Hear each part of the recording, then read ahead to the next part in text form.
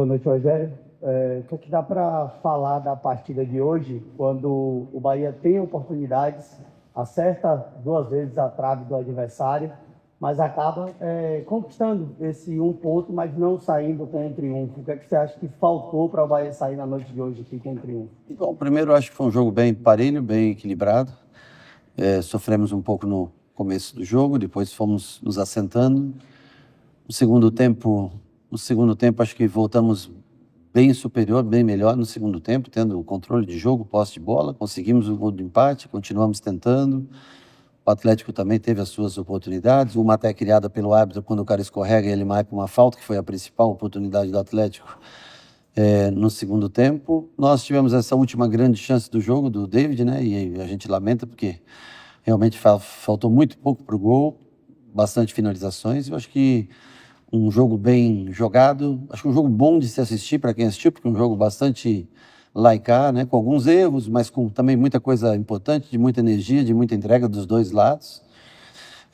Para nós, uma pena essa última chance, a bola não ter entrado, que seria o último lance do jogo e nós iríamos a 32 pontos, voltando para o G4, mas é sempre dentro da circunstância, um jogo equilibrado, você levar esse ponto também eu acho que é importante, porque é contra uma equipe que luta também em outras frentes e que tem bastante qualidade, né? Mas acho que fizemos um segundo tempo melhor que o primeiro, tivemos todas as oportunidades, colocamos velocidade quando precisávamos na parte final, achando que o Atlético realmente vinha para cima, e tivemos, através da velocidade, a chance de fazer o segundo gol. Lamentamos não sairmos daqui com os 3 pontos, que seria essencial, seria fantástico para essa retomada, vencendo o Chapecoense, se tivesse vencido hoje, levar esse jogo de domingo, que também é um jogo pesado contra o Corinthians em casa, seria fantástico. Mas seguimos trabalhando, eu acho que o time mostra que fez um bom jogo contra uma grande equipe, fora de casa, gramado rápido, enfim, eu acho que mais coisas positivas do que qualquer outra coisa para levar embora dessa viagem. Rogério, boa noite, Nath, da ESPN. Tudo bem? Eu queria te pedir que você fizesse uma avaliação desse primeiro turno do Bahia, levando em consideração, inclusive, que este ano são 3 pontos a menos do que 2025. E são muitos pontos a mais do que 23, e também são 2 pontos a menos do que 24, né? 24 foram 32 pontos, 25, 33, em 2023 foram bem pouquinho, acho que nem 20, não sei quanto foi. Eu acho que é uma média, eu acho que nós tivemos uma etapa ruim, que foi aqueles 8 jogos, eu não sei quantos de brasileiro dos 8, mas acho que foram 6 jogos, sei lá, do brasileiro sem vencer, né? E isso atrapalhou bastante. Mas eu acho uma pontuação razoável, tanto que nos dá uma posição de 6º lugar, que é uma posição média no campeonato. Esperamos poder fazer um segundo turno com mais pontos e terminar acima dos 60 pontos que nós terminamos no ano passado, na temporada passada, brigando mais uma vez por aquilo que a gente tem que acreditar que nós temos possibilidade de conseguir, que é estar jogando novamente todas as competições as competições internacionais e tudo que a gente tem direito no próximo ano. Escorregamos em alguma, né, no começo do ano, tanto na pré-Libertadores quanto na Copa do Brasil, e agora temos que lutar para conseguir um bom posicionamento que nos dê condição de jogar competições internacionais, todos os torneios novamente, e melhorar cada vez mais o índice de acertos, tanto em contratações, em reformulações, em sistemas de jogo, individualmente falando também dos atletas, tentar melhorar, evoluir a cada jogo, a cada ano. Claro que haverão derrotas ainda, né? Não tem, é inevitável até o final do campeonato, mas que a gente consiga competir e pontuar. Fizemos 4 pontos em 2 jogos, um em casa, um fora.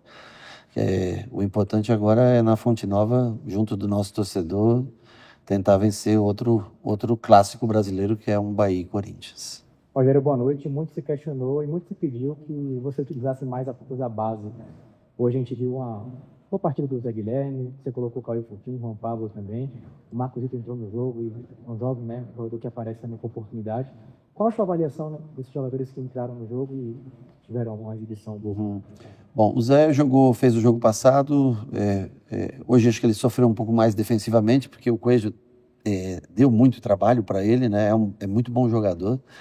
Ele sofreu principalmente nessas bolas longas que o Everson fazia nas ligações diretas, que o Atlético usou muito no começo na primeira fase de construção, que dos tiros de meta, que eles saem jogando dessa maneira. Nós deixamos ele no campo já cansado, mas quando ele toma o cartão amarelo, eu acho que era o momento realmente de tirar e arriscar com o Iago, mesmo voltando de lesão. O Iago estava descansado para tentar enfrentar esse tipo de marcação. O Cauê entrou bem pelo lado que ele gosta. O Juan Pablo foi uma opção porque nós fizemos o gol, né? E eu imaginei que pelo fazer o gol eles viriam para cima e nós teríamos Everton para tentar fazer esse approach ali no meio campo e a ligação direta tanto com Pulga e Juan Pablo quanto com Cauê e Juan Pablo no final. Acho que foram bem, né? Ainda são garotos para lançar mais que um ao mesmo tempo, é mais difícil, mas para o jogo de hoje eram as melhores opções que nós achamos em matéria de força, velocidade, junto com um 10 que baixou para fazer essa construção. Rogério, André Repsoldi, boa noite. Eu queria entender o que você pensou de um primeiro tempo para um segundo tempo. Visto que o primeiro tempo o Atlético teve um domínio maior do jogo, o Bahia conseguiu por 10 minutos ali controlar a partida, mas o Atlético recupera o jogo e faz o seu gol. Já no segundo tempo, o Atlético, no começo do jogo, não viu a cor da bola. Eu queria entender o que você pensou para corrigir os erros do Bahia do primeiro tempo e jogar um segundo tempo tão superior ao primeiro tempo. Muito obrigado. Eu acho que nós temos que acreditar mais na gente, sabe?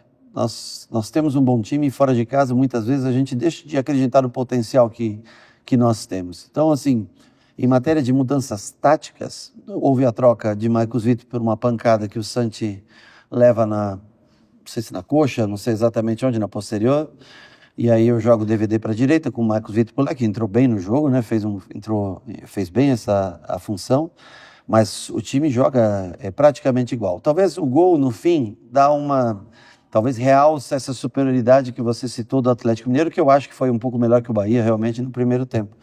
E erramos muito no primeiro tempo. Muito erro de passe de construção, o David forçando algumas bolas por dentro, Roman errando alguns passes por dentro, o próprio Santi errando. Então, nós erramos muito na construção no primeiro tempo. Já no segundo tempo, tivemos um índice de acertos melhores, de conexão melhor, de aproximação melhor, e as trocas foram trazendo, acho que, mais energia. Acho que o time fez um bom jogo, não mudou a maneira de jogar em tese do começo ao fim. Pode ser dizer que mudou quando troca Everton por William, né, por trocar um 10 por um 9 em característica e por 2 velocistas daí, mas não mudou quase a característica de jogo. Eu acho que só a gente tem que começar o jogo acreditando na mesma maneira como nós jogamos no segundo tempo. Porque fizemos acho que um muito bom segundo tempo, né? É difícil você anular as chances do adversário quando é um adversário de tradição como é o Atlético. Mas no primeiro tempo a gente acho que deixou de acreditar um pouco e errou muito passe, perdemos a bola muito rápido, recuperávamos bem, marcávamos bem em linha baixa, mas quando eram para construir arriscávamos muito na velocidade do Ademir, lançamentos longos, e no segundo tempo houve mais conexão de troca de passes por dentro, e aí acho que é mais característico ao nosso futebol. Rogério, mais uma participação em gol do Rodrigo Nestor no dia de hoje. De quem? Rodrigo Nestor no dia de hoje, ele deu passe ali pro Ademir fazer o gol, achou uma boa oportunidade. Um jogador que avaliou, inclusive, que vive a sua melhor fase na carreira, vive muito feliz, e tem um contato novo no Bahia. Com essa mudança do time, né, de postura, de forma de jogar, você enxerga que a médio e longo prazo ele pode ser um cara que seja um destaque nessa equipe, um jogador que seja influente nessa posição? Eu acho que ele está sendo extremamente útil para a gente. A visão de jogo é o que ele tem de melhor mesmo, né? Um passe, acho que, se eu não me engano, é o Pulga que faz a puxada, leva a marcação e aí sobra o espaço no meio. Ele tem uma visão de jogo. O passe é muito bom que ele dá para o Ademir. O Ademir faz o gol de direita. Eu acho que ele tem entregado muito na parte física. Ele tem que cada vez mais tentar assumir protagonismo no jogo. Ele é um jogador contratado para isso. Mas eu acho que ele vem entregando de maneira justa nos últimos 2 jogos aí que ele fez. Acho que ele fez 2 bons jogos, independente de assistência, gol, coisas assim. Mas eu acho que o próprio Eric vem dando muita energia para o time e Nico. E nós temos ainda, temos Jean, temos Michel, que hoje, no caso, não entraram nesse jogo, porque tivemos primeiro a lesão do Santi e depois o cartão e o cansaço do Zé, né? Nessa função cansa mais, então tivemos 2 trocas defensivas que não são costumeiras nossas. Senão nós poderíamos também ter trocado mais 2 jogadores, colocado energia nova com esses jogadores. Mas ele vem nessa volta de férias, acho que ele treinou um pouco mais também nessa última semana antes de voltar, tem uma condição física privilegiada, não tem talvez o corpo que tem, por exemplo, o Jean Lucas, proteção de bola e tudo, mas tem uma condição física boa, está rendendo, está jogando, está tendo seus minutos. Rogério, Thiago Maia, do Podfute, você falou da conexão e como seu time melhorou no segundo tempo, né? Muito pela questão de ter a bola, de ter o ritmo. Nós vimos agora a Espanha sendo campeã do mundo, controlando, ditando, fazendo jogo posicional. Queria que você falasse sobre o seu conceito de ter a bola e qual a importância que você vê isso em termos mundial, até pensando em seleção brasileira e no processo do futebol. Bom, eu acho que tem seleções agora que vão ser numa Copa do Mundo. Claro que a Espanha é o modelo de mais controle de jogo e de jogo de posição, e a capacidade de errar tão poucos passes facilita, logicamente, né? Sempre com o terceiro homem jogando. Não é pela Espanha, mas é um jogo característico que a gente tenta construir. Se você me disser que há 2 anos, 1 ano e meio atrás, nós jogávamos com Caio Alexandre, com Everton Ribeiro, Jean Lucas, Cauli vindo de fora. Aliás, nós jogamos até um jogo aqui com Cauli vindo de fora para dentro, se eu não me engano, o último, né? Só que era Michel no lugar de Everton nesse jogo. Ou seja, era um jogo natural dessa maneira, porque são jogadores que têm como principal realmente o controle. Caio, Everton, se você juntar Caio, Everton, Jean Lucas, William baixando quando ele vem jogar, é uma característica. Cauli vindo de fora para dentro. Já Eric, o Nestor também entra nessa classe. Já Eric e Nico são jogadores de mais força física. Mas mesmo assim nós estamos tentando, através do treinamento diário, fazer com que eles tenham essa mesma qualidade e com mais poder de marcação que exige o futebol moderno. Mas eu para mim, claro que eu quero sempre ganhar o jogo, mas eu vim aqui na casa do adversário, num campo que nós não estamos acostumados a jogar, que é um campo bem ligeiro, bem rápido, né, esse campo, de boa qualidade e bem rápido. E manter eu acho que foi uns 50-50 de posse, jogando fora de casa, finalizando um pouco mais que o adversário, criando, né, expectativa de gol tão boa ou melhor que o adversário.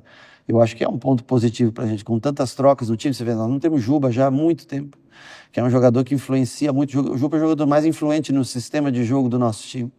E nós estamos com ele fora já há um bom tempo, já há meses. Hoje nós não pudemos estrear o Alejo, infelizmente, que nós tínhamos previsto, mas infelizmente não houve tempo hábil para inscrição, né? A gente acredita que durante a semana ele vai estar em condições. Caio, infelizmente, teve uma nova lesão. Enfim, nós temos condições de fazer um jogo de qualidade, bonito, vistoso, e temos que, quando aparecer as oportunidades, fazer mais gols. Eu acho que isso é o que falta para a gente. David sempre constrói com muita qualidade, Santi também é um jogador de boa qualidade, Marcos Vitor, quando entra, tem boa qualidade técnica, né? Enfim, é um time que é formatado para jogar, para ter a bola. E acho que está defendendo um pouco melhor nessa volta do segundo semestre. Rogério, com relação a...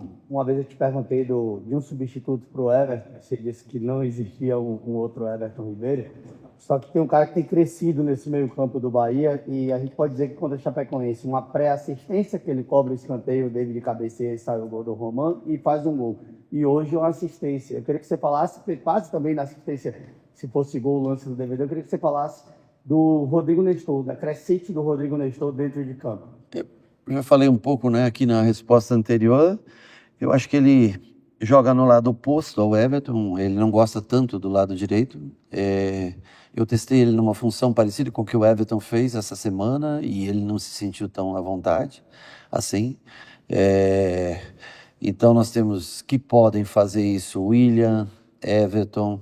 E o Nestor é um jogador que te dá lastro para atacar espaço, ele tem força para isso, para quando a bola bate no lateral, que ele vai fazer a puxada, como o Jean Lucas também tem lastro para isso, como o Eric tem lastro para fazer isso. Eu acho que é uma característica um pouco diferente do Everton, né? O Everton é realmente um jogador único, mas o Everton teve nessa pré-temporada muitos dias que ele não pôde treinar. Aliás, a primeira semana ele nem treinou. Ele está fazendo um trabalho de fortalecimento, para tentar se recuperar. Na segunda semana treinou dias alternativos. Então, hoje ele não tem uma condição para jogar tanto tempo, né? Então, eu prefiro deixar ele nesse momento para influenciar o jogo na parte final, que eu acho que ele tem poder de decisão, de criatividade, né? Mas o Nestor tem características, mas ele não é um jogador que joga, por exemplo, como o Everton, que jogou no Flamengo fora para dentro, ou ali vindo. O Everton tem essa capacidade, como jogou contra o Remo, né? Lembra quando jogou contra o Remo, vindo flutuar? Isso o Everton faz ainda bem superior ao Nestor. Mas o Nestor tem ganhado espaço, tem feito bons jogos como 8 mesmo, como ponta de tripé, né? Ou quando a gente joga no 4-4-2, fazendo o corredor esquerdo, como ele fez hoje muitas vezes. Um jogador que cresceu nesses últimos 2 jogos e eu sempre falo que o campo ele vai falando, vai te mostrando. Claro que tem jogadores importantes, como é o caso do Jean, né, que joga numa mesma faixa de campo. E o Nestor também pode fazer mais que uma função, pode baixar na parte de baixo de um quadrado, pode jogar na parte de cima de um quadrado. Ele pode fazer outras funções. E fico feliz porque, enfim, existe uma concorrência e a concorrência tende a melhorar os jogadores, fazer com que todos comecem a competir cada vez mais e lutem pelos seus minutos dentro de campo. Se um baixar a guarda, você tem um bom outro jogador de qualidade para colocar.